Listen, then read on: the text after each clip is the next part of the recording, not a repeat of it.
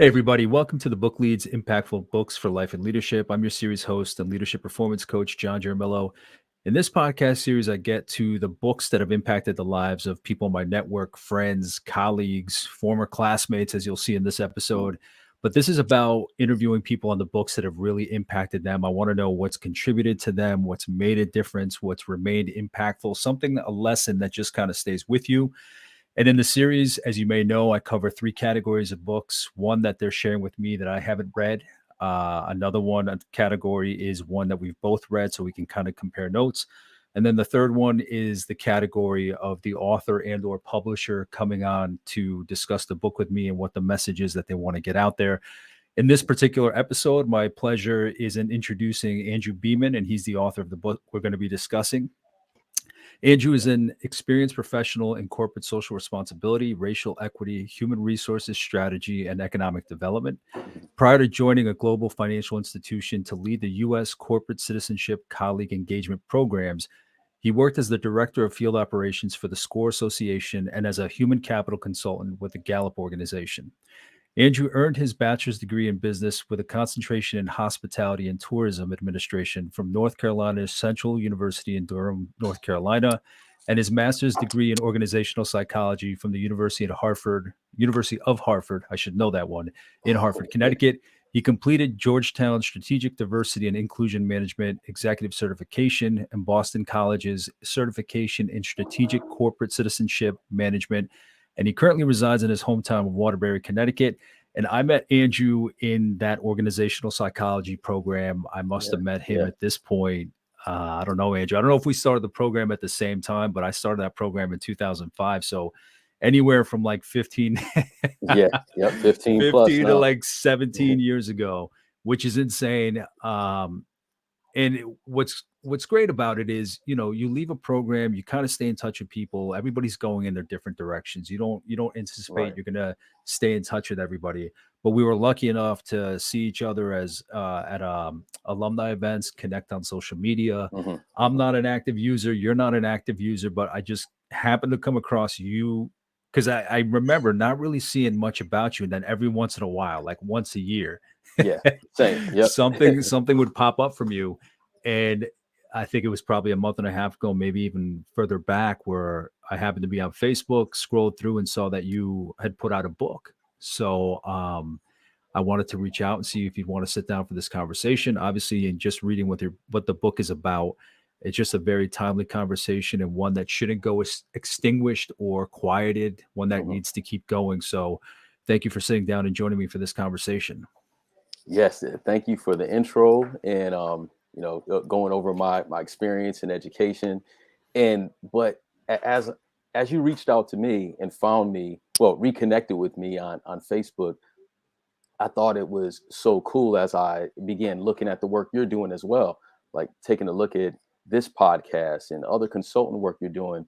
And I just thought it was awesome that 15 years later, after us graduating from the same organizational psychology program, we're continuing to grow in our field. And just seeing the way you're growing and just having this opportunity to reconnect, I think it's awesome. Yeah, it's we went back for a master's program, so maybe hopefully by then you have a better idea of what you want to Yeah. do, right? Yeah. But I mean, even now, this far into the future, it's still evolving for me.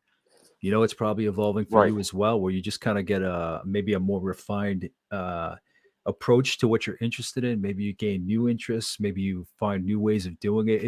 It's amazing because even this far after having graduated, it's still evolving, but always towards more fulfillment, more happiness, and I hope the same for you.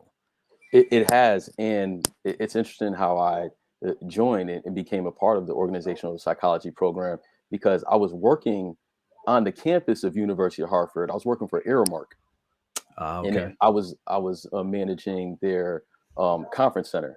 So my undergrad degree was in hospitality and tourism, hotel restaurant management, and I remember working as a restaurant manager after college and thinking about all the stuff I learned in college to get me ready for this role of managing people. And I'm, memorizing recipes. You're going over the P&L. you're doing all the other business aspects of running a restaurant. And I just thought my job would be 10 times easier if I understood human behavior better. Mm. Just managing and working with people, I thought I need to add psychology to what I'm doing for business. So it was never an intent to change industries. I was working in the hospitality industry and I just needed psychology to add to it. So when I started researching what classes were available on the campus University of Hartford, since I was already there, and I never heard of organizational psychology before 16 years ago. Yeah, I yeah. I was just going to add regular general psychology to my business knowledge, but lo and behold, there was an actual master degree that combines business and psychology. And like I like to think of all the things that I've done since earning that degree to be pieces of organizational psychology, from employee engagement, as you talked about, understanding employee behavior and trying to create a better culture. That's a part of org psych. And Mm. then even corporate citizenship, which I do now, or diversity, equity, inclusion. All of these are different elements of trying to make an organization better.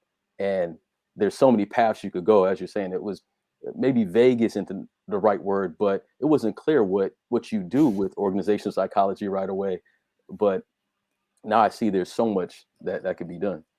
Yeah. Yeah, I think when I joined, I was interested in psychology. I was interested in business. When I found that program, that was the first time I've heard of such a program. And I think, obviously there were programs, there were doctorates throughout the country, but that was the first time that it had crossed my path. And I went into it out of curiosity. And you're right. I mean, no matter what you're doing, no matter what field you're in, there's some kind of tool, there's some kind of case, there's some kind of lesson that you learned in that program that you can draw to anything you're doing. So I appreciate that we both took that kind of Hmm. it didn't stop when we earned our degree, because how many times do you earn a degree and it's kind of just like something on your resume, it's something on LinkedIn, but you didn't really draw anything, you're not using anything from it. And credit to the program for both of us. Yes, So Andrew, absolutely. I read your bio. Obviously, I went through the highlights of what you've been up to in your career, but in terms of who you are today, the work that you're doing, can you tell us a little more about the day-to-day work and what you're doing? Yes, my profession is corporate citizenship.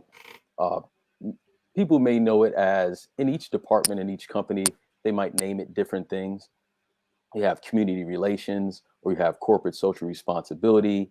There's also social impact, but a lot of, probably like the biggest buzzword right now in the industry is ESG, Mhm.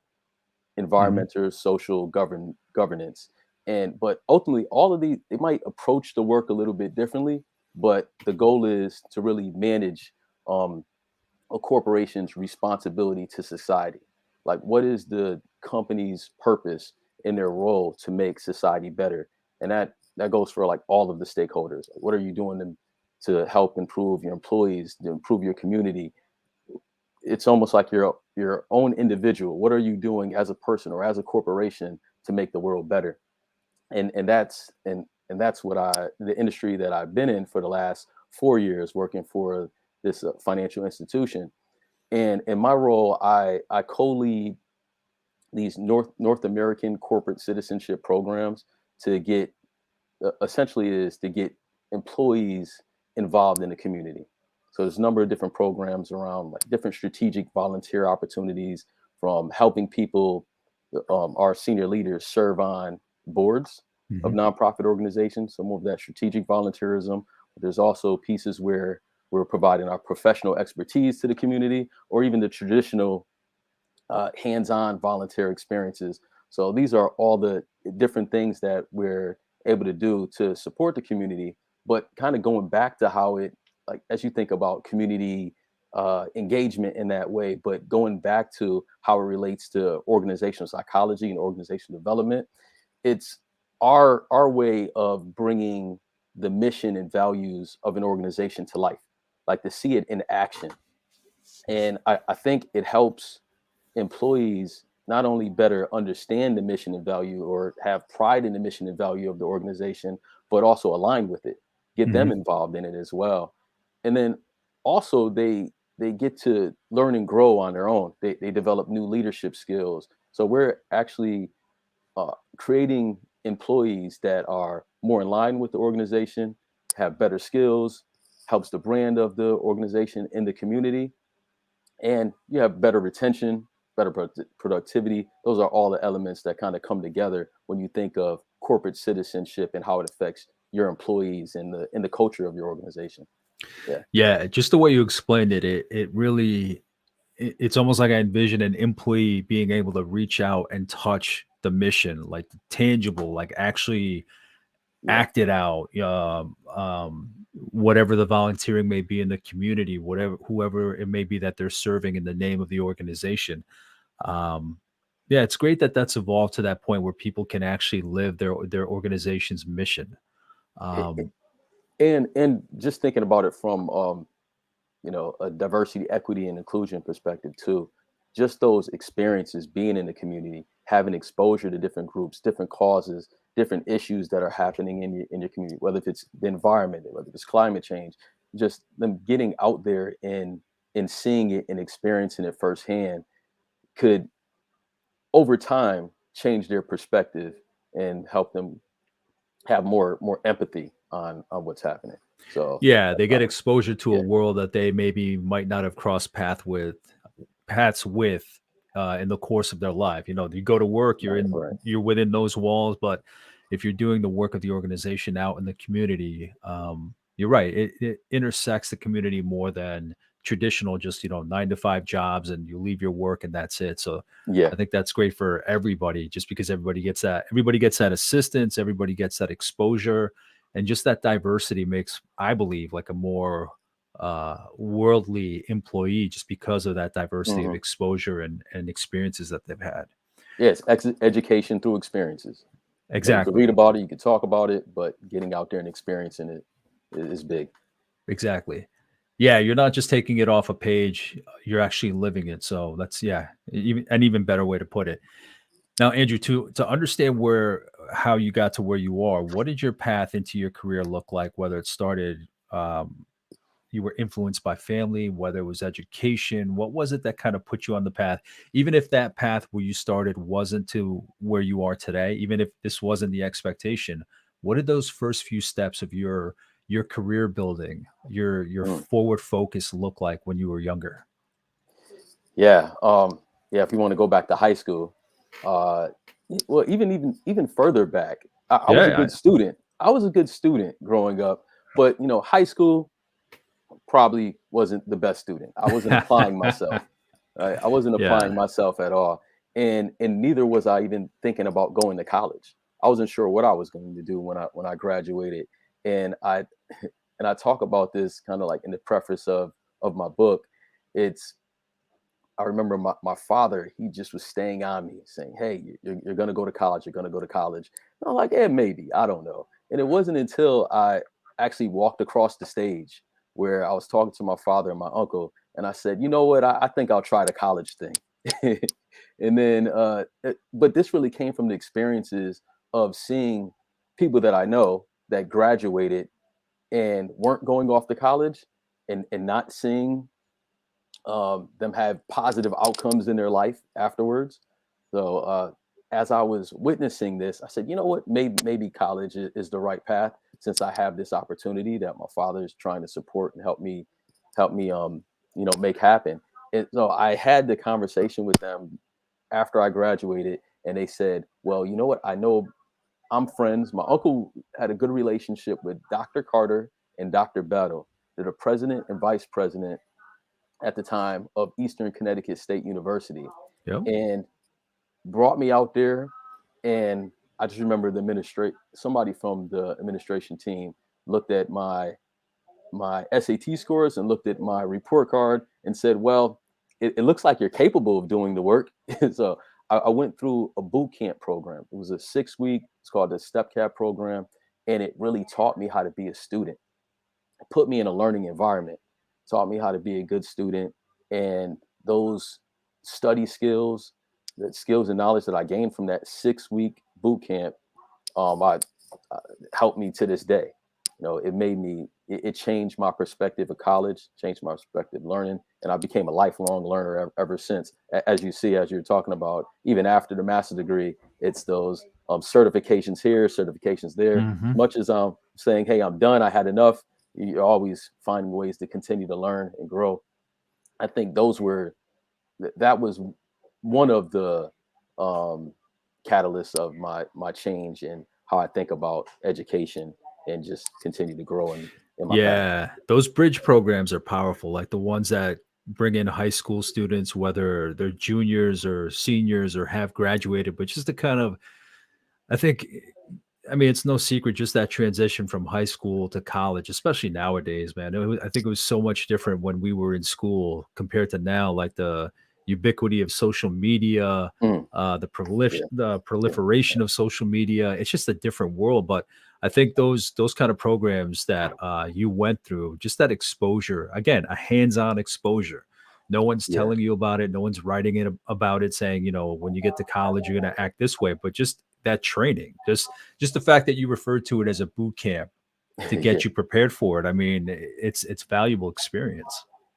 yeah. It was, and then I think about just being willing to try different experiences. So I only stayed at Eastern Connecticut State for a year, but then I heard about this exchange program that was available where you could go to another school for a year or you go for a semester, and it was where I ended up graduating from was North Carolina Central University in Durham, North Carolina, historical Black college and university, and I just went to try it out for a year, and I loved it so much. In my first few weeks, I knew I was staying. I think What my father knew when he dropped me off that I was going to stay. what was the program itself? Like, what was it that caught your eye? You know, one thing that caught my eye, well, just being a historical Black college, going to a university where it's predominantly Black, from your staff to the teachers, um, to the community and students, and having being immersed into this experience, it was it felt empowering. It felt empowering because, like, if you when I think about my high school growing up, it wasn't that working. It wasn't an environment where there was a lot of learning happening. To be completely honest, it wasn't a great, safe learning environment. But going down to Durham, North Carolina, and North Carolina Central University, and meeting so many brilliant Black leaders in the community, it did both. It gave me that exposure and that confidence to see people that look like me leading a university in so many different capacities, and it just it was a lot of fun as well. Oh yeah, I can imagine. I can imagine. Andrew, when it comes to like HBCUs, right? They're called. Yes. Um, when we've talked about like corporate social responsibility and ESG and getting out there outside of your bubble, what does it look like? How do you, because I can see the appeal, I can see the value of being in that environment, right? As a young black man, as a young black woman, how do you how does a college or university like that maintain that kind of exposure to the outside world, that even though it's Yeah. Yeah. empowering Right. because you're seeing people like you in Hmm. all kinds of positions around you, above you, leaders and so on and so forth, how do you go about not losing sight of what's on the outside, what's on the outside of the walls, the diversity Yeah. that people are going to have to go back into after they graduate? How do you kind of safeguard from being too safe in that environment so that you're ready for the outside world when you graduate? Yeah. Yeah. You point out a couple things that I think continues to be the discussion. I mean, first, talking about it as a safe environment. Obviously, there's hardships you still go through regardless, right? Yeah, But yeah. at least you're protected from most racism and discrimination while you're at this university. There's things that you may have experienced or could experience at a predominantly white university Hmm. that you would not experience at a historical Black college. And you're also exposed to you're developing deep relationships with Black leaders. So that's an awesome experience that they will give to yourself or to your children as they're going off to college. And it's a lot of pride and self-confidence that's instilled in you. So you have that. And so when you go out to the outside world, you don't feel, there's no sense of inferiority. Hmm. You're going there with that confidence. Like as I was taking classes at University of Hartford, I was confident that I would have the ability to do well at that university, and I was confident when I went off to my new role and new job down in DC. I knew I was prepared and ready, and I felt that way being prepared from by North Carolina Central University. But you do have to relearn um, how to manage, uh, well, to be prepared for those experiences Hmm. of conflict when you get out back into the, what you quote unquote, real world. And it's something that a lot of teachers do talk to students about as they get ready to go out to the job, because it's most likely you're not going to be in a place where it's predominantly black. It Hmm. may be, you may be the only one. Now you're going back to that experience of, hey, I'm the only person that looks like me in this room. So yes, you have to be ready for that. And it is a concern. But I think just going in with the confidence that you're good enough and you're smart enough is probably the best tip that you could have when you enter back into these circles. Awesome. What happened after graduation? Yeah. Graduation, um, came back to Connecticut, back to my hometown in Waterbury, Connecticut. Work for Red Lobster. Work for other hospitality organizations, and then University of Hartford was the next move. Yeah, And then after we left each other, and the program at University of Hartford, then what? yeah, Did it make you pivot your career from there, or did you go back to absolutely. Aramark? And how did things switch up for you after graduation? It was a complete pivot in my career. I would say you have these moments where you could reinvent yourself, Hmm. right? You have these career pivots, and I think this one was one of the biggest milestones. Like, and I didn't know it when I was going through the organizational psychology class. But what I found was going when I when I graduated, I went down to DC Hmm. and began working for a management consultant firm. That's when I got exposed to this world of consulting, going into organizations and helping them, change manager culture, or create better work environments for their employees. And it was a role that I wasn't familiar with until I joined our program. So that's where the career really took off into applying organizational psychology and organization development methods to organizations. Yeah, And and and and, then and, and with this role, I was, well, when I joined, I was working with healthcare companies, and that's where I was traveling all around the U.S. working with different health systems.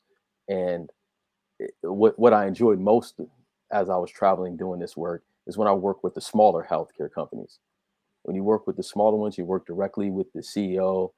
Uh, you're you see the research Mhm. that we're doing get put into action quicker at a lot of the smaller organizations. And you have the support. When you have the support of the CEO, things happen. So Yeah. it Yeah. was a lot of fun. But the only thing that I did not like about consulting work is that a lot of times you weren't around to see all the work happen. You see it get started, but then you check back in, another 6 months later and Mhm. see what's going on. But I did enjoy the transition when I left consulting and started working for a nonprofit organization and now working for the financial institution, being able to see the process all the way through as Yeah. opposed to hopping in and out. The rollout, the Yeah, fruition, yeah. the benefits. Um, Andrew, what does leadership mean to you?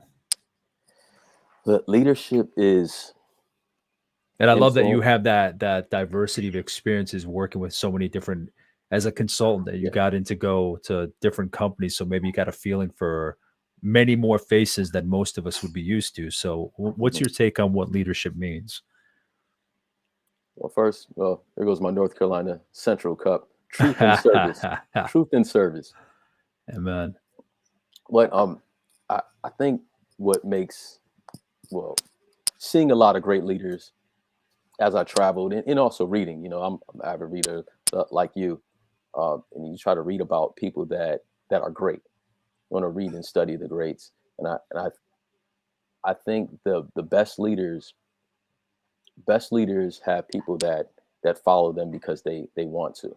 I think the old way of doing things, where like leaders think of it as management or like Hmm. command and control, like those that old way of managing your teams just doesn't work anymore. Like you can't manage through fear. So I think of someone that what has integrity, credibility, and able to influence others to follow them. And uh, and I had to learn this even before joining our program at University of Hartford. Just when I was a manager at a restaurant, like I came in there right out of college. You're 22 years old, and you're thinking, all right, I have to manage these employees, and you're hearing all the things from corporate. You're reading, you're getting the messages from the regional managers on how to manage these employees, and I didn't have a genuine relationship with them. I just thought them as they're the employees and my job is to manage them, and that's what I'm going to do. And then I saw a great leader when I had to travel and help out at another restaurant in actually Kingston, New York. And as I was out there in Kingston, New York, I saw the love that all the employees had for this specific manager. It wasn't any tension. They would go through walls for this manager because they knew she really cared about them, right? Did So you see it in play? Did you see I the way that seen she entered? I watched it. I was with them for uh, almost the whole summer. So uh, how was it that she was acting with towards them that led what's your take? What are your notes on the way that she carried herself around and with them? she knew them. She knew any problems or personal issues that they had. She knew their family. She would. It wasn't just an exercise. I think I heard this in one of your other podcasts as I was checking out your show, where sometimes you have uh, people that say, as you come in as a consultant, they want you to just tell me what to say. Tell me what to Mm, say to make employees follow what I'm saying. Just tell me what to do. I'll write it down and I'll just go do it, and then maybe things would change around here. But no, it has to be genuine and it has to be from the heart. And I think that's what they saw, is that everything that she was doing was from the heart. She would put them first. I mean, of course, she's going to jump in like other managers. You're going to jump in and help out in in different ways, and not just sitting in the office, doing the paperwork while they're working hard out there on the floor.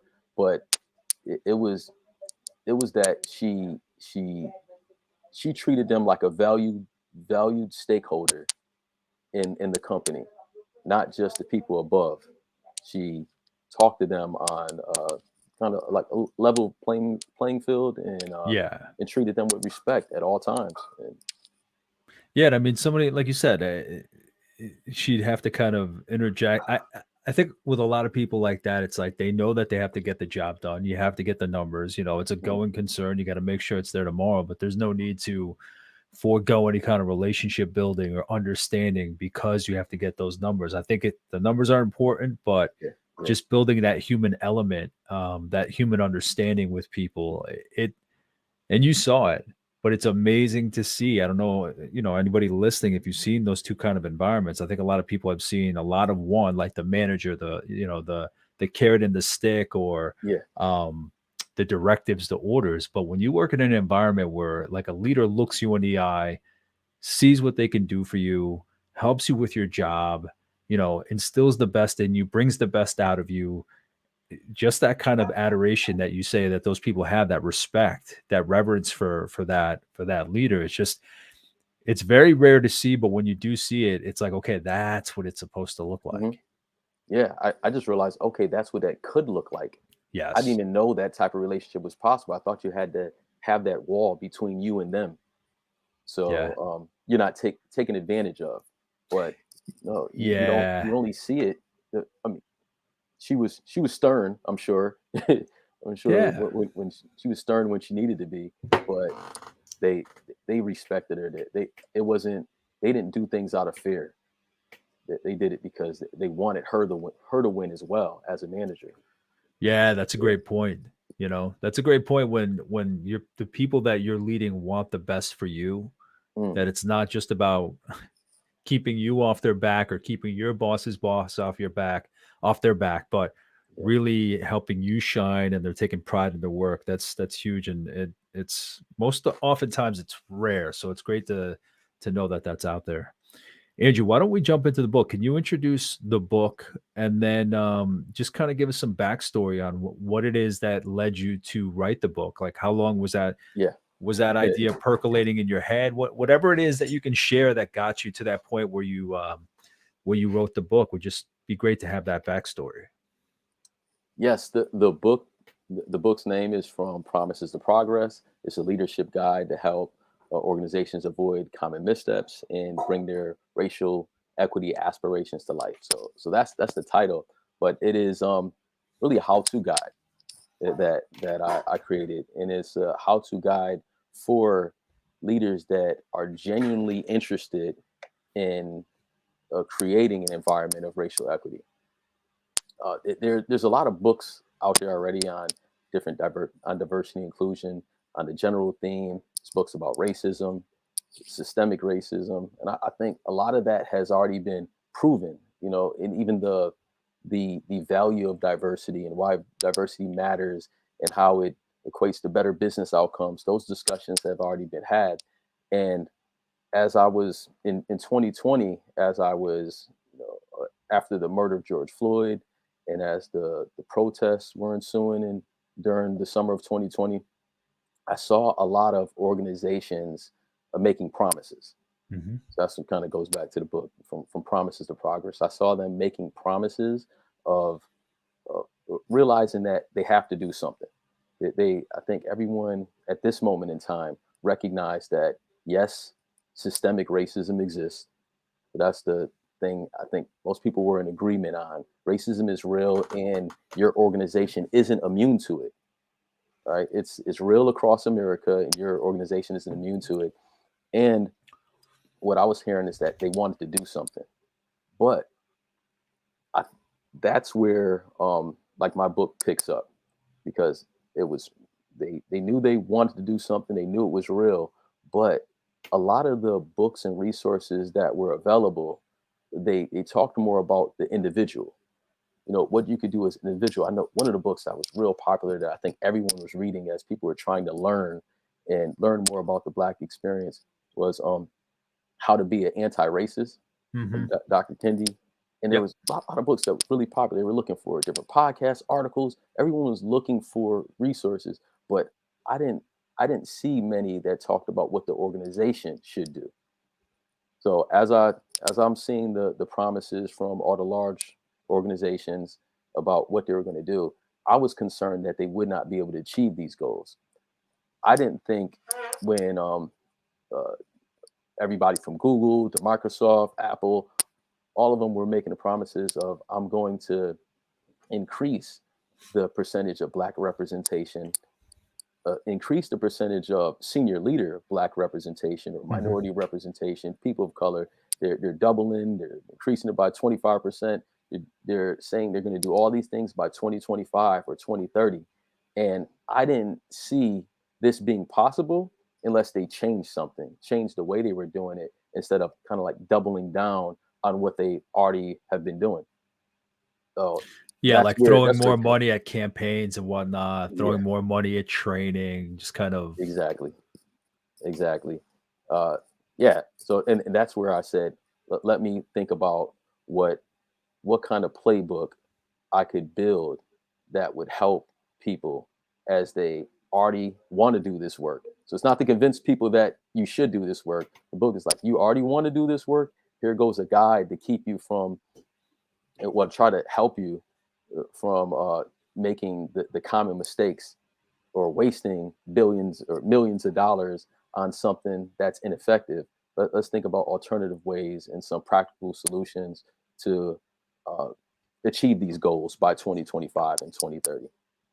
So, Andrew, out of all the companies out there, not that you're going to know the information Yeah, for yeah, all of them, but yeah. a general sense, where do you think they stand? What percentage of them are actually doing work that um, they do it the right way, or they have the best intentions, or they're making progress? What do you think that number looks like of what percentage are actually really moving forward, at whatever Yeah. speed it may be, but moving forward nonetheless? It's a journey. I don't think there's any organization that's doing everything right as they're trying to make these changes. I think first making the statement is good. First making a statement that you're against systemic racism. That's a good start. Just be in agreement there, Yeah, and yeah. then also making goals, making targets. Yeah, I think is a good thing. I think it's where you hear the generic statement sometime. Oh, we're doing a lot, we're doing well, but we could do more. You hear that all the time. We're doing a lot, we could do more, but at least they were specific. Like these organizations that made goals, I I I don't want to get on them too bad, even if they don't make the goal, because at least they made the goal. There's other ones Yeah. that have ignored the problem completely. They recognize that the black representation and people of color that has been underrepresented their organization in these areas, and they want to find ways to remove the barriers so it could be more equitable. So I think that's good. But the organizations that well, there's a story about H&M. H&M is one of the organizations that got in a lot of trouble. Uh, they had the ad. So I think it was 2018, where there was an ad that came out where it was a black boy wearing a Mhm. hoodie. It said the Yep. coolest monkey in the jungle, and obviously it was a huge uproar about it all over the world because this happened overseas, where at the H&M office in Stockholm. Okay. But but with that, where I think about what some people are doing well is, well, first they when they hired a new global diversity inclusion officer, and they hired a new U.S. diversity inclusion officer. The two ladies that they hired, they actually did something to change the system. It wasn't just, a lot of times you worry about things being, window dressing, or they're just Mm. just putting a black face in a high place, and they just stop there. But they Yeah. actually changed something. As I was writing, I was learning as well. I didn't know the whole backstory of this H&M, but what I did appreciate that they implemented was a system to allow more opportunities for employees to flag offensive garments. I think there was only one opportunity for people to do it at the time, and it was only a couple people that had that opportunity. Now more people have opportunities to flag it, and it's about 7 different stops that a garment or an ad has to make before it gets Yeah. posted. Yeah, And you I always think, you always yeah, wonder, like, how these things really get out the door, how it really goes into print, who looks at it, and that, like, not one person was like, "You know what? This may be a bad idea." yeah, yeah, and that kind of goes back to one of the other points that I want to make is that I think with the uproar tended to be that if there was a black person in a room, if there was better black representation, then this would have never happened, right? Like if you had black person on the board, if you had black representation at the senior level, this would have never happened. And contrary to I think what most um, diversity, equity, inclusion people may think, I don't think that's true. Hmm. A lot of the times you hire more black people and have more black. There actually was a black person in the room. That was what I found out. Was it There was really? there was black people in the room, but the question is, did they have the authority to speak up? Yeah. And even if they spoke up, would anybody have listened? Was there a system in place for them to report it? These are so when you think about systemic racism or systemic barriers, these policies, practices that need to be changed. I think that's where we need to spend most of our time as leaders, thinking about what systems are in place that could be sustainable. So over time, not just putting someone in a place and then when they're gone, then what happens? If the if it was really like that, where just one black person could stop all this from happening if they were in the room, then what happens when they leave? you Yeah. know Yeah. How so you much should have worse a would it system be in if they place. weren't there? Period. Yeah, and a lot of times that argument doesn't work because there ends up being a toxic environment. It's just another person going through a toxic environment.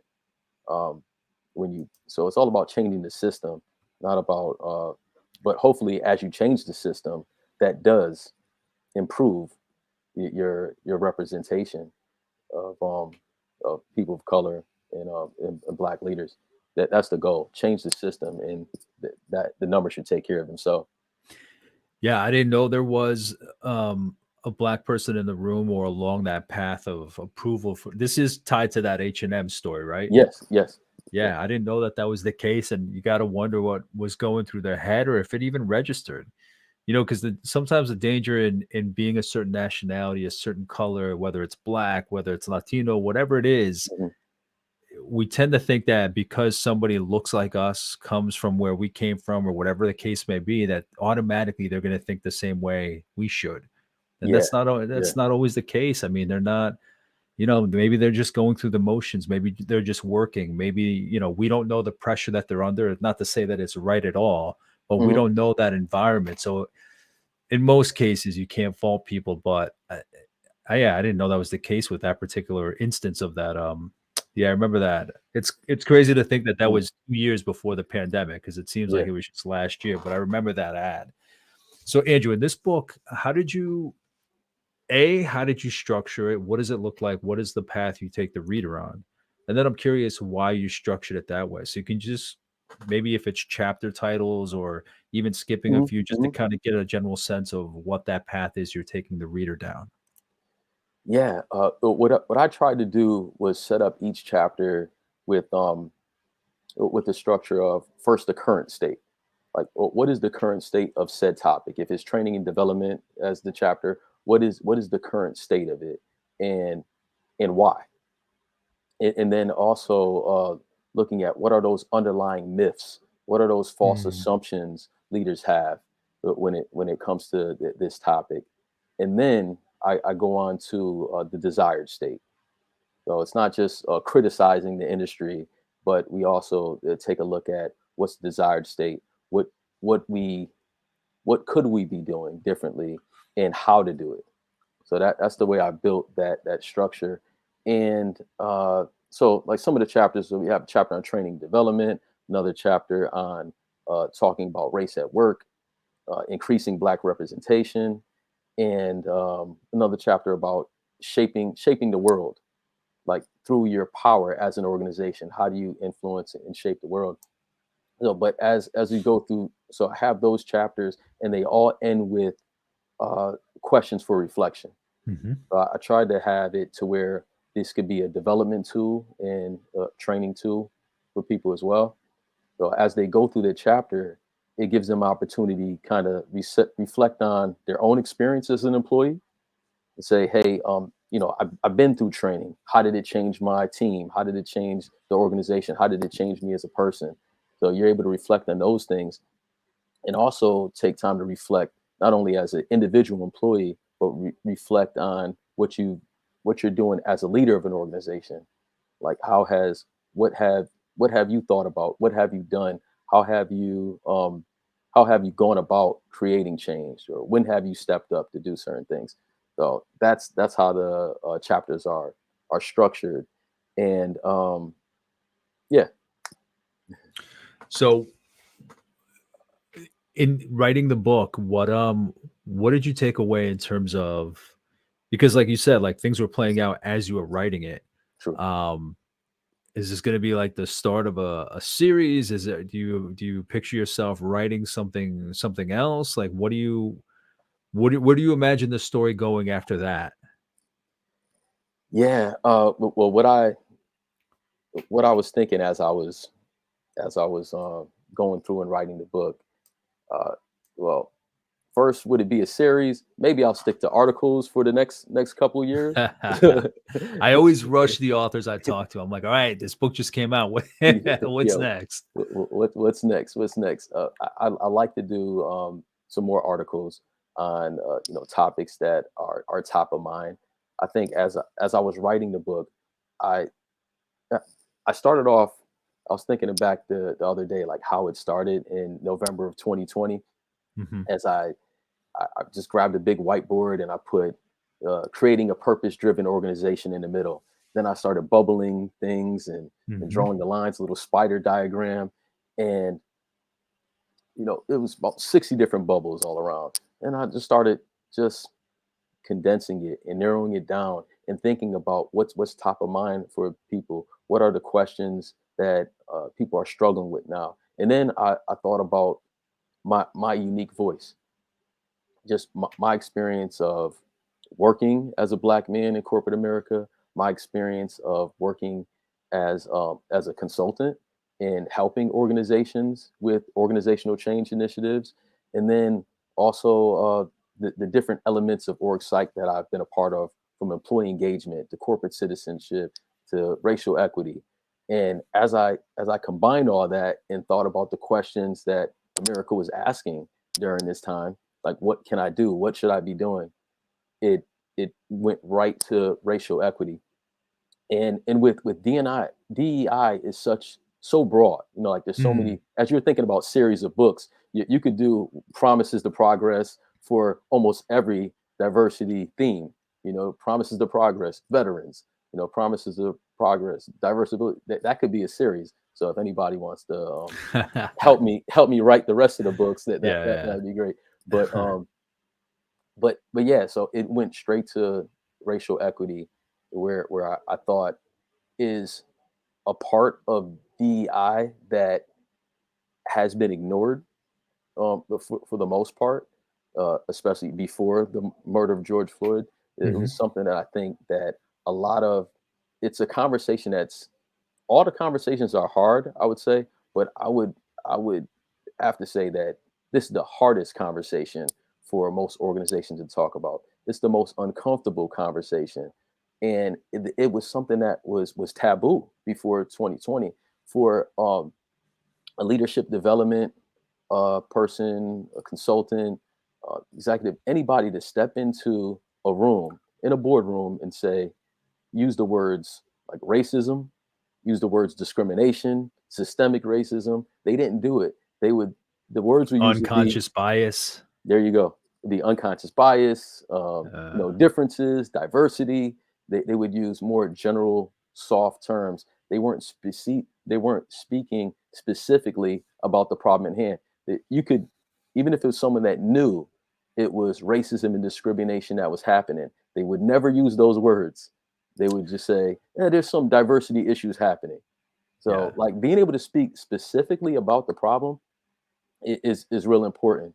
I think that's really step one, to be honest about what the actual problem is that your organization is dealing with or trying to address, for that matter.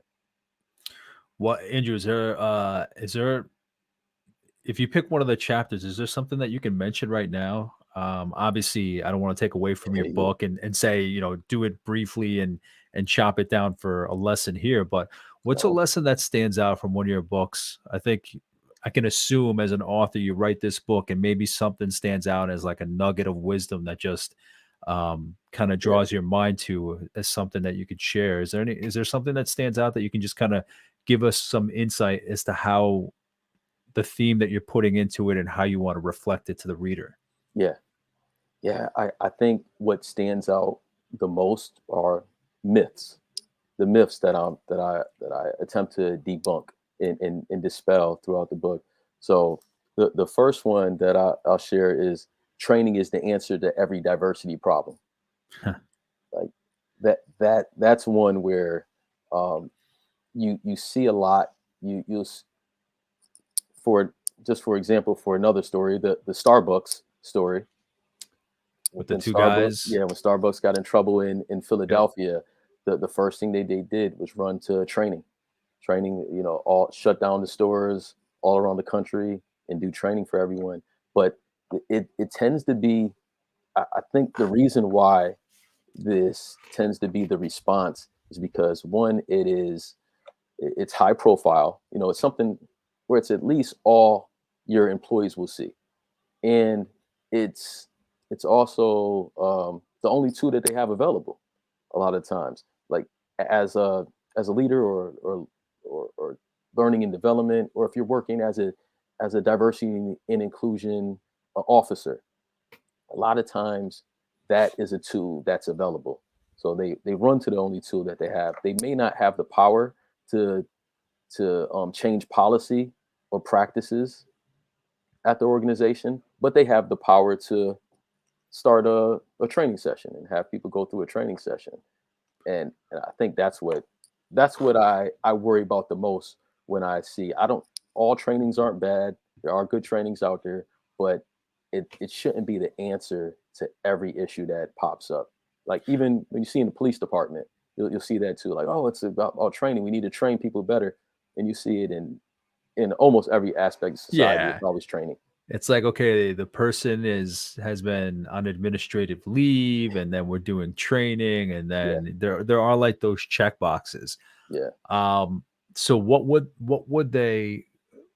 you have them do then? Only yeah, because sometimes when they do actions like that, it's like, okay, it's that safest starting point. I want to see where you follow through after that. yeah, Just because you check this box, whether it's training, whether it's putting the person on administrative leave or whatever it may be, that safe go to, fine, you can do that. But I want to see what you're going to be doing afterwards, because that's not just a get out of jail free card. yeah. So what does that look like? And in an instance with Starbucks, I believe the two men were either meeting each other or waiting for somebody because they had like a business plan or Right. something that they wanted to present, and then if somebody made a fuss about it and said these two guys are here, and I think somebody called the cops in because I don't know if they weren't buying enough or buying anything at Yeah. all, but in any case, it did make national headlines. And as you said, I think that same week Starbucks shut down all its locations and made staff go to training. What would it have looked like in your ideal state of things? What should Starbucks have done? Well, first and foremost, I like to say I love Starbucks, and Me too. but Believe me. and not just as coffee. I like their whole third Mm. space, their Mhm. community. I think they're a good ESG company. Like think about sustainable sourcing. Like they always have been on top of things when it comes to environment, social governance. They're well respected company to be more I guess, socially conscious. I would Mhm. say they'll fall into Agreed, that agreed. socially conscious, do good organization. Um, where I think they struggled with and where they failed in this incident, it was that they the community was asking for the manager's name, Holly. They were asking for Holly to be fired, and they didn't listen to the community and or investigate Holly and fire her. They said, "Hey, we're going to do training." So like Mhm, the communities asked for one thing and they did something else. But going back to the system, policies, practices, and the structure is that it turns out that this wasn't the only call she was making.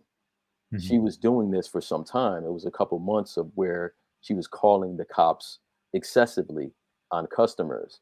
And I mean, I've been Starbucks plenty of time, and I'll sit and I don't order anything for sometimes for 30 minutes to an hour. I might be doing some work, then I'll get some food.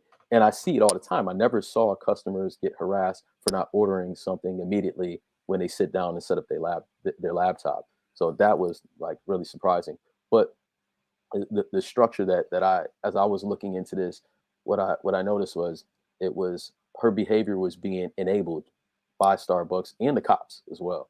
Um, she was making these calls, and no one asked the question why.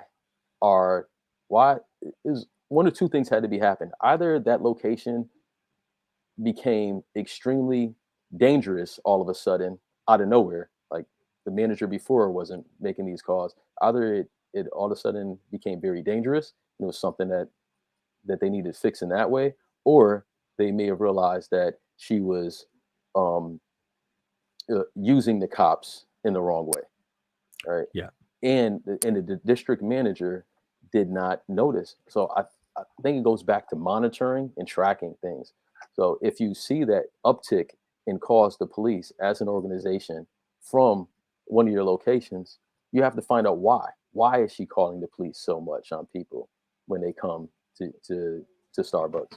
So I think it goes right back to I would say the district manager should have recognized and did something about this way ahead of time before this incident even happened. Andrew, how did your I know that as you were writing, there were examples that were coming up. I mean, because it just seemed like there were so many instances, so many murders in the time after George Floyd and the year after. I mean, there always Right. are. Yeah. But obviously, at that point, the media is heightened, so everything comes to the surface. How did you, as you were writing the book, how did your thoughts on it evolve at all as you were going? Yeah. Did it start off where you had one kind of plan, one kind of look that you wanted Mhm. for the book, and then as things started coming out and you hear more and more and more, did it change? Like, how did your perception, how did your desire for the book change from when you started to when you finished? Because that period, a year and two Yeah. after George Floyd was just so high tension. Um, Everything that was in the media, debates about race and education. Mhm. How did that shift your thinking on the book as you were writing it? Yeah. Yeah. You got critical race theory. You have all these things Yeah, happening. I didn't even mention that. Yeah. Yeah, so many topics that you could talk about, and this book is 165 pages, and I wanted it to be something easy that leaders could take and read and use right away. So narrowing the discussion down was definitely tough, but the one other piece of the book that I didn't mention that where kind of goes to your question is that I began interviewing people. So the first year it was just my voice in this book, just my voice and my experiences, and also like extensive research as well. So like really good research in my voice. And then the second year that I was working on the book, I began doing interviews. I interviewed about 15 diversity, equity, and inclusion practitioners and other people that are just executives at organizations that Mhm. I respect and admire. And with this, I started learning from people as I was talking. And what one example of what changed in my mind, I was thinking about the town halls, like all the town halls and those uncomfortable conversations about race that was being had. And I was originally approaching it with a healthy skepticism. It's just the way my mind works. I'm kind of like you, John. I'm thinking about the action. Like, let's talk about action. And as I was witnessing that, I was wrestling with, do we need to have this conversation? I understand like a lot of people in my community are kind of exhausted from re-explaining racism to colleagues. So I was almost against it. Then I had a conversation with a DNI leader, chief DEI officer of a law firm. I actually was in a class with her when I went to Georgetown. When I went to Georgetown, we did the executive certification for Mhm. DEI.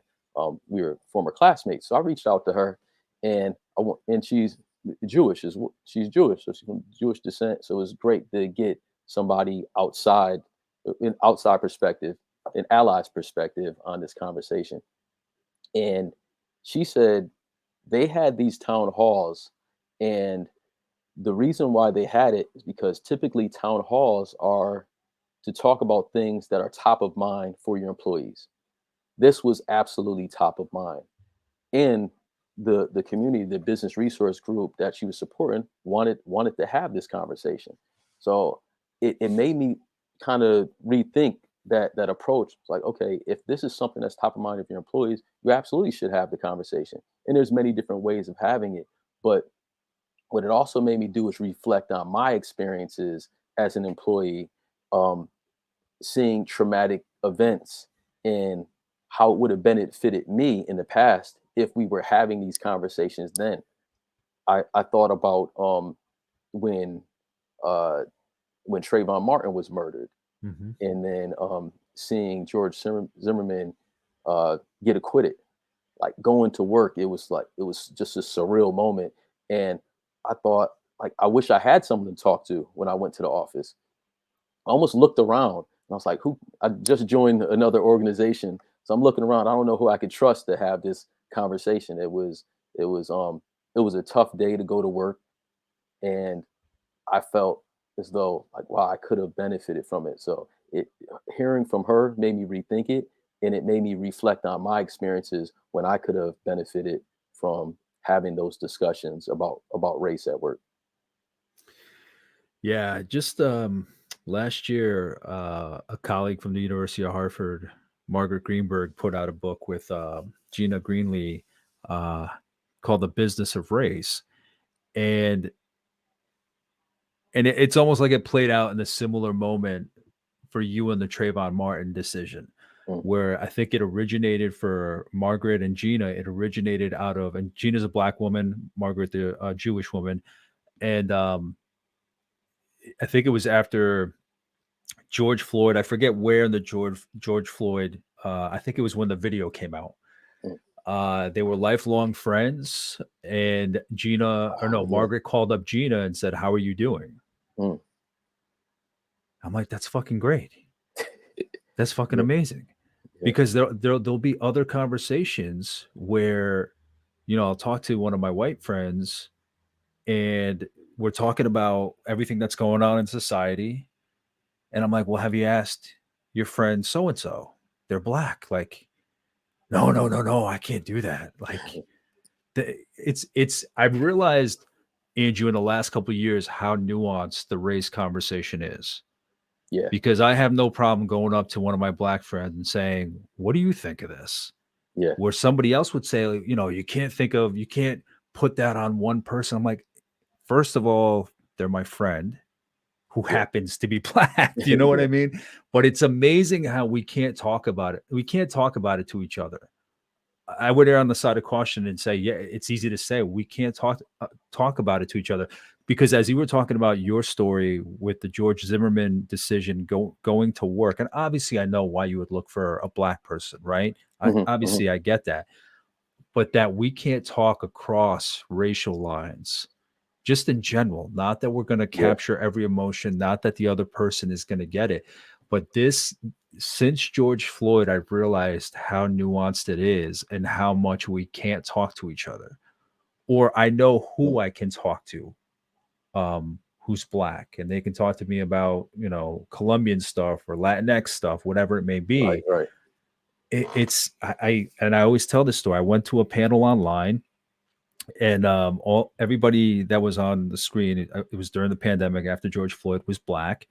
The facilitator was black, four people on the panel, and the question came up about, what if somebody who's white or from a different race comes up to you and says they want to learn about the experience, where should they start to learn about the black experience, and the pain that's caused by things, the murder of George Floyd and so many other men and women. Mhm, um, and the responses across that panel were just shocking. mhm. One person was like, "No, don't talk to me about that. Go look for it Yeah, somewhere else." And then another person was like, "Sure, if they want to, they can come to me." The other person was like, "Okay, yeah, sure, that works." The last person was like, "Please come to me. If yes. you have questions, ask me questions." So it's amazing, That's a great point. it's just so I'll be honest, like when I've gone to panels, when I attend events, I'm very quiet because I want to see who's there, Mhm, because some people are more open about sharing their experience. Even if somebody comes up to them that's like, "Please, like, I want to know what I can do." Yeah. Um, Yeah. so it's tricky. There's a lot of nuance, and that'd be another conversation. I don't want to take away from your book No, conversation, no, but I no. think I could that's add to that one. yeah, I please. could definitely add to that one, and I think that goes back to the chapter of talking about race at work. Is that um, not everybody black wants to talk about race at work. Of you course, know, absolutely, yeah, absolutely. and it almost like I think from the conversations that I had with a couple of BEI practitioners that it almost tended to be more like 50-50. You know, like half wanted to have that conversation and needed to be heard and wanted to have this discussion on a town hall level, and then there's others that it's like, hey, I'm kind of exhausted Yeah, by going absolutely. through this. Like, please don't talk to me. I'll send you all the websites. Just go read on your own first. But Yeah, I mean, there which is is completely understandable. and there is truth to both, right? Because sometimes people, I think people that have said don't bother talking to me, they may have had the experience where Mhm. someone's asking questions that are just ignorant, and they're like, Mm. hey, if you That's really true. want to know what have you done in your life over the last whatever 40 years, what have you done in your last 40 years to actually understand the black experience, or what interactions have you had with black people, and if this is your first one after 40 years and you're like, yeah, just tell me about everything. So Yeah, no, that I get, that I they get might have had, completely. yeah. So it's probably people that had that experience. I actually had um, a good experience in 2020 having these conversations with coworkers because I mean, it may be, maybe it's because I'm more at a senior level in my career, so maybe I that might have influenced the conversations, but and also maybe because of my industry, like working in corporate social responsibility, diversity, equity, inclusion, employee engagement. You tend to have coworkers that are not, maybe not used to having the conversation about race, but they're it's just an industry that has different people that are a little bit more familiar with it. Mhm. So that we were able to have those conversations really easily, and I was kind of pleasantly surprised because I was a little bit hesitant as well. Like if it's some coworkers that I never talked about this topic with before, and then Yeah, so the healthy skepticism, yeah. but yeah, I think it was my industry that allowed me to have different conversations. I wonder if other people within my workplace that may be in different departments or at a different level, was their experience like mine? Probably not. You Yeah. know? But no, yeah, the last couple of years definitely showed me just how much nuance there is in there. That even if you were an ally, if you weren't using the right words, not even Mm, not blatant, not ignorant words, but if you weren't saying the right words, people wanted to hear certain words. And like you said, it comes from people's experience. yeah, The yeah, same way I'm saying different somebody's triggers. approaching them, it may be triggers, it may be from experiences that they've had or lack of experiences that they've had, whatever it may be. It's just it's it's it's so tricky because you can put two people together and there are just so many different combinations of pairs you can put together that are just meeting at the wrong place or meeting at the right place. They're both open-minded, they're both closed-minded, or any mix in between. Mhm, So mhm, I just appreciate so much that nuance that I found in it. Um, so thank you for sharing all those examples of just your yeah, experience of your reactions to the George Zimmerman decision and everything that conversation you had at work. mhm. Um, I guess the next question is what Andrew, what do you want people to take away from this book?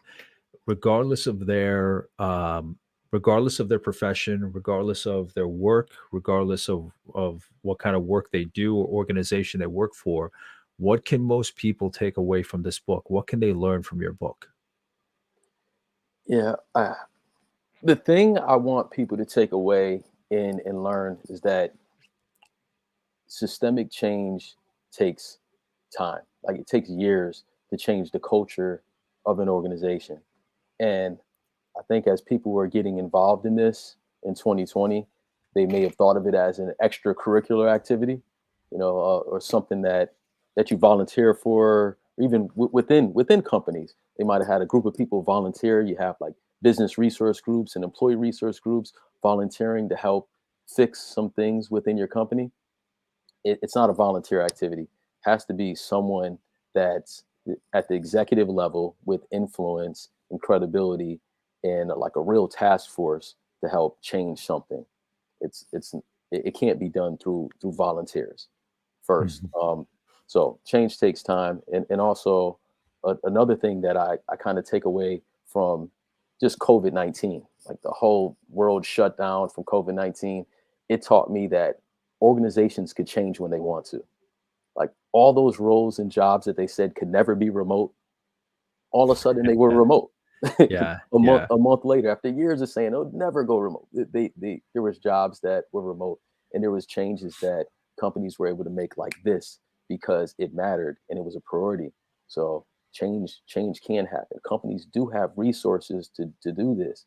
And the other one I want people to take away is maybe the most important one is for the readers to recognize the difference between uh, uh, lazy, um, unaccountable D&I work and meaningful work.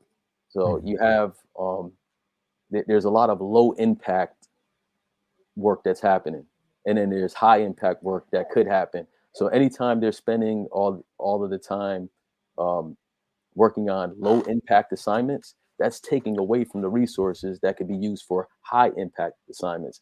And I'll speak to a couple examples. Oh, I that'd be mean, great. I was just about to ask you. yeah, yeah. When I think of low impact work that keeps people busy, that could be doing something else when it comes to addressing racial equity, I think of.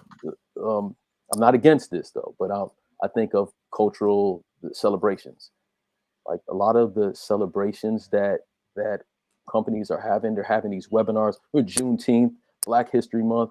They're having these events, but these events are one-off events. So you think about it, the employees are going into this webinar or the dinner, the gala, Or the luncheon. luncheon. They're going to these events, having a great time. It's good networking. Um, it's fun, and there's some educational opportunities as well. You know, when you hear about different things that are happening in other communities, you learn about other communities. So I think at best it's a cultural awareness event. Now, those that's good if that's the intent, but if your intent is to change the system Hmm. and address systemic racism, then that's not where you want to put your time and energy because a lot of times you'll see people being occupied with managing these events. You're looking for people to, hey, what are we doing for this month?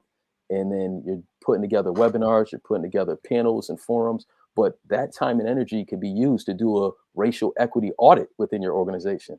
You, Yeah. you could monitor, track data, and come up with new ideas to change and make the environment better instead of having people go leave a toxic environment for a fun event, then go right back into the same toxic environment that they left when the event's over. Let's work on fixing the system and less time of celebrating. But Yeah. No, that's a maybe that's very just good me. point. Maybe I'm an introvert and I don't like to party all the time. No, I mean, listen, I'm an introvert. I like to party. I like to meet different people, but you're white and I didn't think about it just until this moment, really making the distinction between awareness of Juneteenth or whatever they plan for these lunches and actual change. Yeah. Because typically these luncheons typically are to celebrate something, bring awareness to something. But you Hmm. can put all the information in front of somebody. You can put up, banners um and link to resources or pamphlets and whatnot, but that's not necessarily working. Yeah. That's kind of like this is here, when you get a chance, take a look at it, learn a little more about it, but it's not the same as actually digging in there and doing the work. So that is a great distinction. Yeah, and I'm all for meeting people where they're at. Like Absolutely. if your Absolutely. company has parties and celebrations and that's the culture of your organization, and you certainly don't want to exclude the black community and you have Mhm. parties and celebrations for other culture groups and you take this one away.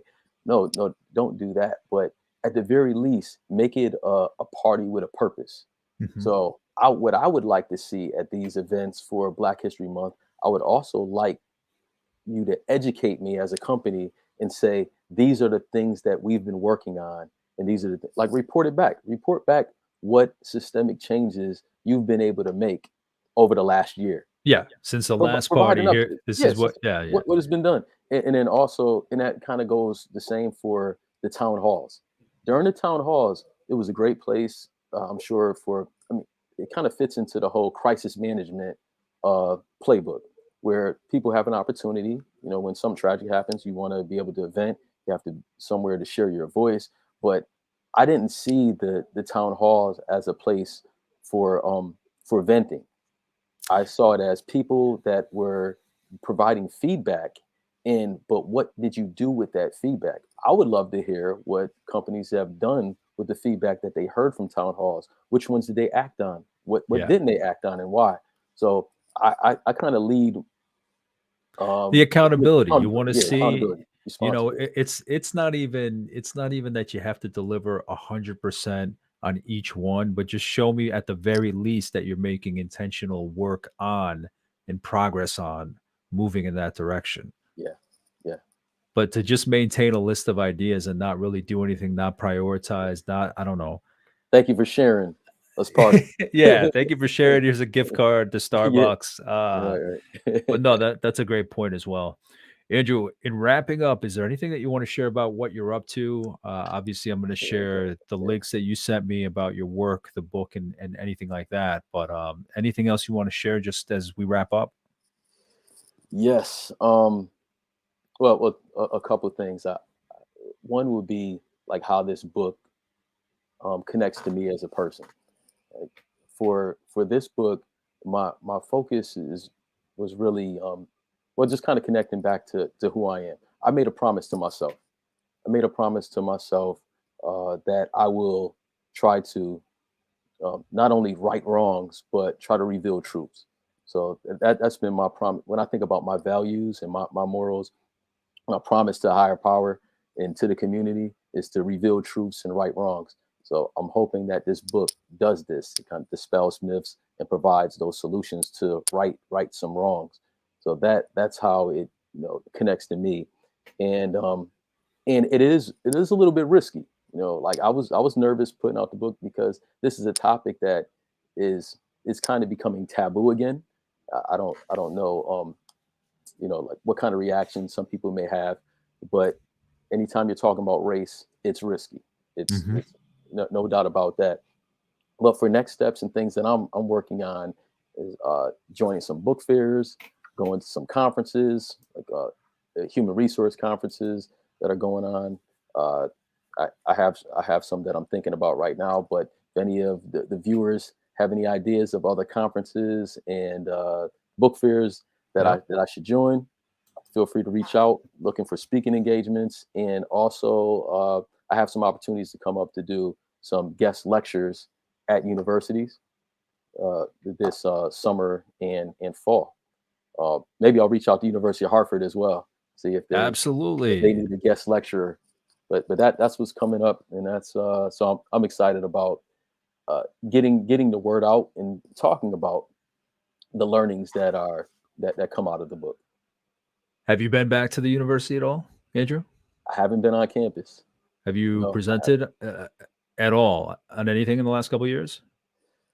at University of Hartford. Yeah, yeah. No, no, All right. not at all. Because I was just there last week, so I'll put you in touch with somebody that is the perfect person on campus for you to know to yeah, whether it's kind of find your way to guest lecturing or presenting. There's various groups on campus that I think would be interested in having your knowledge at the forefront. An alumnus that um, has done the work in the workplace as well as fashion this book as a guide for leaders. So I'll definitely connect you to somebody.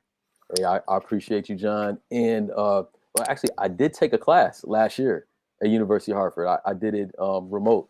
I did the was it teaching? Is it teaching in college teaching foundations? So it was Uh, a class to get me prepared to become a college instructor. Yep, college teaching foundations. It was great. It made me think about like how to build a curriculum. Yeah, Yeah, and I think this is one of those things. The University of Hartford is so good about getting their students prepared for the real world, and the staff that they have that I've worked with looks, you know, every race, color. Yeah. I think there's great diversity over there, but I think it helps to have something like this where you make sure to fashion in kids' minds. Listen, when you're out there, try to bring education, try to bring accountability, in addition to the awareness that we already know. You know, it's Hmm. Hmm. Juneteenth, it's Black History Month, whatever it may be. But I think they need to hear that. They need to hear that they can fashion it in such a way, like you're saying, where it's not just, don't just drink the Kool-Aid of, oh, here's this campaign and that's it, or we're Hmm. shutting down locations for training. Make sure that you hold your organizations as much as possible accountable. So I'd love Right. to see something Right. like that for you. Yeah. Anything else, buddy? No, I think that's it for me. It just so happy that you reached out to invite me to your podcast. It's been a pleasure joining you today. And yeah, we have to talk more, even if happy hour. We're gonna have to link Oh, I back could up do for that. happy hour soon.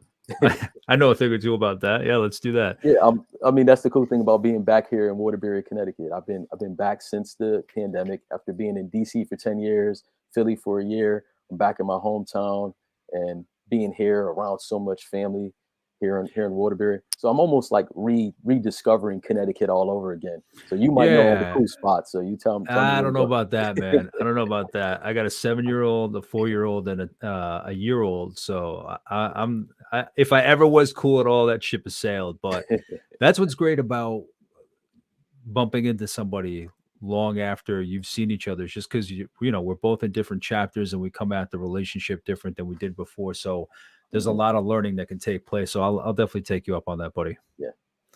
All right. So Andrew's book is From Promises to Progress, a leadership guide to help organizations avoid common mishaps and bring their racial equity aspirations to life. This was a great talk. I'd love to have more talks like this. I think, it's like I said, as I was getting into these tangents, it's not for this conversation. This conversation was about your book, but obviously those experiences inform the book that you've put together, Andrew. So I appreciate Right. that. If there's anything that I might have missed, there's so much to cover in limited time. Please let me know, and I'll shoot the question over to Andrew and get a response back from him. I know he's always out for educating and sharing and helping other people. In the meantime, thank you for watching and listening, and I'll talk to you soon. Take care. All right. Thank you. Mhm.